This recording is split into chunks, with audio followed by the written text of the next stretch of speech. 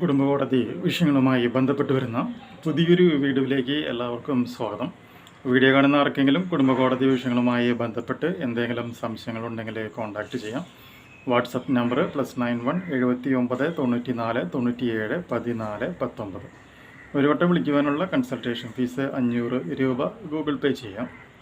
സ്വന്തമായി ഗൂഗിൾ പേ ഇല്ല എന്നുണ്ടെങ്കിൽ ഫ്രണ്ട്സിൻ്റെ ഗൂഗിൾ പേ ഉപയോഗിച്ചുകൊണ്ടും എമൗണ്ട് പേ ചെയ്യാവുന്നതാണ്. ഈ ഒരു വീഡിയോയിൽ നമ്മൾ ഡിസ്കസ് ചെയ്യുന്നത് ഒരു മെഡിക്കൽ ലീഗൽ കേസ് ആണ് എന്ന് പറഞ്ഞുകൊണ്ട് ഒരു കേസ് ഹോസ്പിറ്റലിൽ എത്തിക്കഴിഞ്ഞാൽ അതൊരു MLC കേസാണോ എന്ന് തിരിച്ചറിഞ്ഞിട്ടുണ്ടെങ്കിൽ പ്രധാനമായിട്ടും 15 തരത്തിലുള്ള ഇഞ്ചുറീസ് ഉണ്ടെങ്കിൽ മാത്രമാണ് അതൊരു MLC കേസായിട്ട് പരിഗണിക്കുള്ളൂ. ഈ 15 എണ്ണത്തിൽ ഏതെങ്കിലും ഒരെണ്ണം ഉണ്ടെങ്കിൽ എന്തായിട്ട് മാറും?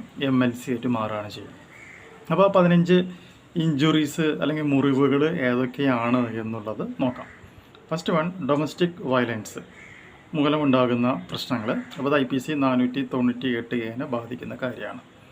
രണ്ടാമതായിട്ട് ചൈൽഡ് അബ്യൂസ്, പോസ്കോ കേസാണ് വരിക. മൂന്നാമതായിട്ട് injuries due to battery. Then അടുത്തത് injuries that have a likelihood of death, മരണകാരണമായേക്കാവുന്ന തരത്തിലുള്ള ഒരു മുറിവുണ്ടെങ്കിൽ.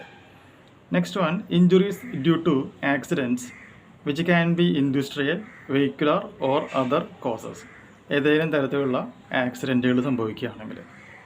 Next one, injuries due to firearms മൂലമുണ്ടാകുന്ന മുറിവുകൾ.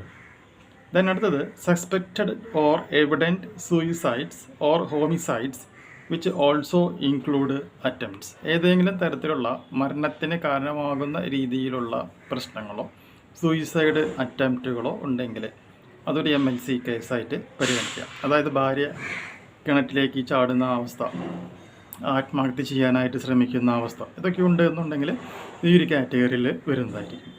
അടുത്തതായിട്ട് suspected or evident poisoning or intoxication, വിഷം ഉള്ളിൽ ചെന്നോ സ്വയം വിഷം ഉള്ളിലേക്ക് എടുത്തോ അല്ലെങ്കിൽ മറ്റാരെങ്കിലും മുഖാന്തരം വിഷം കൊടുത്തോ ഉണ്ടാകുന്ന ഒരവസ്ഥ.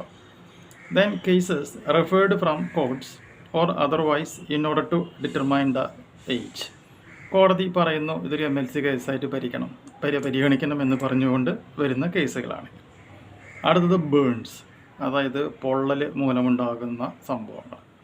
Next one, electrical or chemical injuries, വൈദ്യുതി മൂലമോ അല്ലെങ്കിൽ കെമിക്കൽ മൂലമോ ഉണ്ടാകുന്ന അപകടങ്ങൾ. അടുത്തത് death by an animal bite or snake bite, ഏതെങ്കിലും മൃഗങ്ങളുടെ കടി മൂലമോ അല്ലെങ്കിൽ പാമ്പിൻ്റെ കൊത്ത് അല്ലെങ്കിൽ കടി മൂലമോ ഉണ്ടാകുന്ന മുറിവുകൾ. അടുത്തതായിട്ട് അൺനാച്ചുറൽ ഡെത്ത്, പ്രത്യേകിച്ച് കാരണങ്ങളൊന്നുമില്ല, വളരെ അസ്വാഭാവികമായിട്ട് സംഭവിക്കുന്ന മരണങ്ങൾ. നെക്സ്റ്റ് വൺ, ആസ്പെക്സിയ ഡ്യൂ ടു ഹാങ്ങിങ്, സ്ട്രാംഗ്ലിംഗ്, ഡ്രോയിങ് ഓർ സഫോക്കേഷൻ, തൂങ്ങി മരണം പോലെയുള്ള അല്ലെങ്കിൽ തൂങ്ങൽ പോലെയുള്ള കാര്യങ്ങൾ.